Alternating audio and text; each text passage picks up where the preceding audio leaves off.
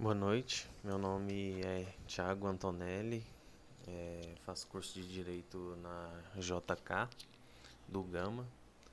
É, a disciplina é Direito Administrativo e eu vou falar um pouco sobre reforma administrativa, que é tratada na Emenda Constitucional 19 de 98. Achei interessante começar meu estudo pesquisando no dicionário o termo reforma, e no dicionário traz que reforma é uma mudança introduzida em algo para fins de aprimoramento e obtenção de melhores resultados. Então, assim, essa descrição do dicionário alinha com o preâmbulo da emenda, que descreve o objetivo da emenda da seguinte maneira: modificar o regime que dispõe sobre princípios e normas da administração pública, servidores e agentes públicos, controle de despesas e finanças públicas e custeio de atividades a cargo do Distrito Federal e da outras providências. Então, a emenda constitucional veio exatamente para fazer uma reforma mesmo na administração pública. A emenda constitucional de 98 foi a última grande reforma administrativa. A gente tem uma hoje aí cogitando é, ir para votação, mas ainda não tem nada definido. Então, essa emenda de 98, ela visava implantar uma administração pública gerencial. Contextualizando um pouco sobre as leis, em 88 entrou em vigor a Constituição e, segundo alguns juristas, e segundo o Estado também, a parte administrativa ficou burocrática e engessada, com regras duras para o Estado. Era uma constituição social, né, que visava benefícios para a sociedade. E o Estado ficou muito burocrático com isso, com muitas obrigações. É, em 94 também teve o Plano Real, que um dos objetivos era o controle da inflação. O Brasil vivia num período de inflações elevadas, então assim, em 94 veio o Plano Real para controlar e conseguiu. Em 95 surgiu o Plano Diretor da Reforma do Estado, que resultou na emenda 19 e na emenda 20. A emenda 19, que é a reforma da administração pública, e a emenda 20 da Previdência Social. É, o que aconteceu para surgir esse plano de reforma? Eles viram que se o Estado continuasse é, seguindo a Constituição, com serviços sociais, e estava muito oneroso, e logo logo iria voltar a inflação, então eles decidiram fazer essa reforma, transformar a emenda social, deixar o Estado mais liberal, um pouco mais liberal. A emenda de 19 visava a reforma do aparelho do Estado e a mudança nas leis, nas organizações, na rotina de trabalho e na cultura e comportamento da administração pública, para uma melhor eficiência e melhor atendimento nas necessidades da sociedade. Visava também o fortalecimento da administração direta e descentralizar as atividades não exclusivas através de agências autônomas e organizações controladas por contrato de gestão. Indo para o texto da emenda, no artigo 2 da emenda já, ele estabelece os tetos de subsídio para o funcionarismo público. Então, define o teto para deputado estadual, que seria no máximo 65% do estabelecido para os deputados federais. Define o teto para o governador e vice, que seria fixado por lei da Assembleia do Estado.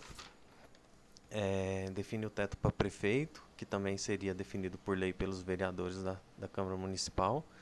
E o salário dos vereadores seria 65% dos deputados estaduais.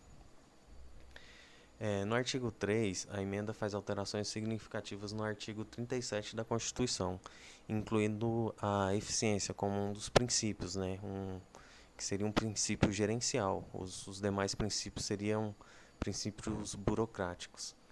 Então, o texto passou a ficar assim: a administração pública, direta e indireta, de qualquer dos poderes da União, do Estado, do Distrito Federal e dos municípios obedecerá aos princípios da legalidade, impessoalidade, moralidade, publicidade e eficiência.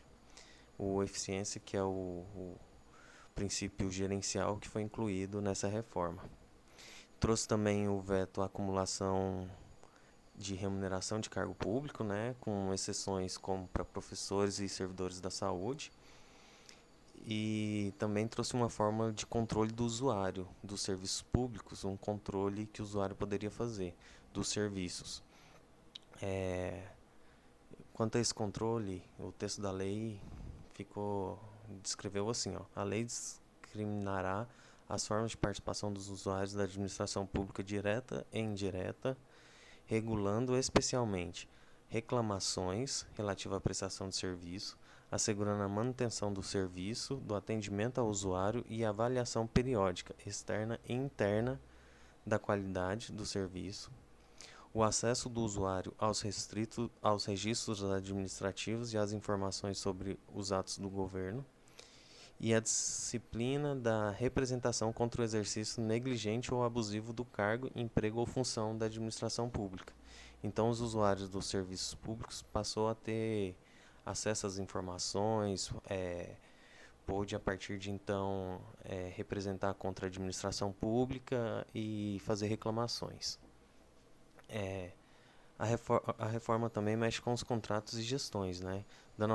Dando autonomia gerencial e orçamentária para os órgãos e entidades da administração, direta e indireta,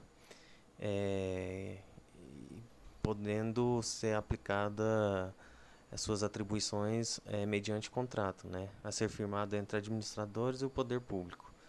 Então, assim, essa questão visava desburocratizar, né, o serviço público e descentralizar também,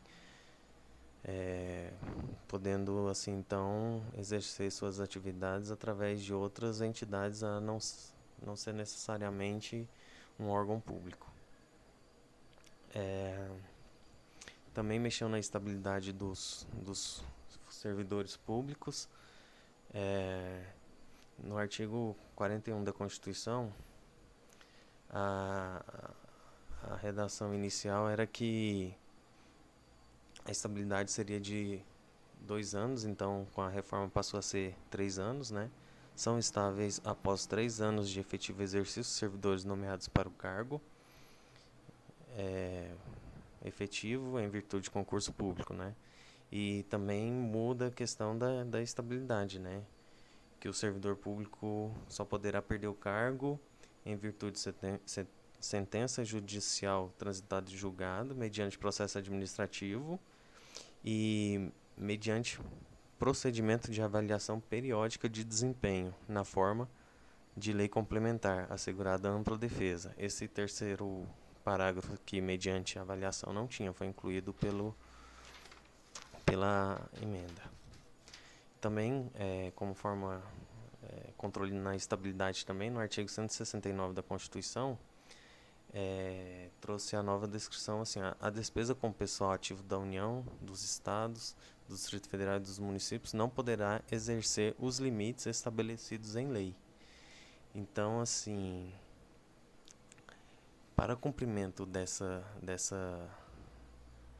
desse limite que não pode ser excedido, o Estado foram definidas regras que o Estado deveria reduzir pelo menos 20% a despesa com cargo em comissão, exonerar, e mesmo assim, se ainda não tivesse na margem do controle dos gastos, poderia exonerar os servidores não estáveis e também no quarto parágrafo fala que se as medidas adotadas com base nos parágrafos anteriores não forem suficientes para assegurar o cumprimento da determinação da lei complementar referida neste artigo, o servidor estável poderá perder o cargo, desde que ato normativo motivado de cada um dos poderes especifique a atividade funcional, o órgão ou unidade administrativa objeto da redução de pessoal.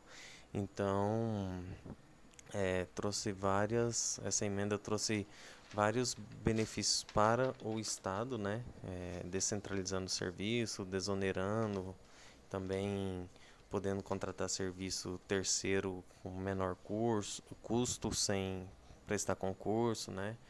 E também trouxe aí o requisito gerencial da eficiência para um dos princípios da administração pública e, através disso, também poder exonerar um funcionário público, caso ele não seja eficiente nas avaliações. É isso. Obrigado.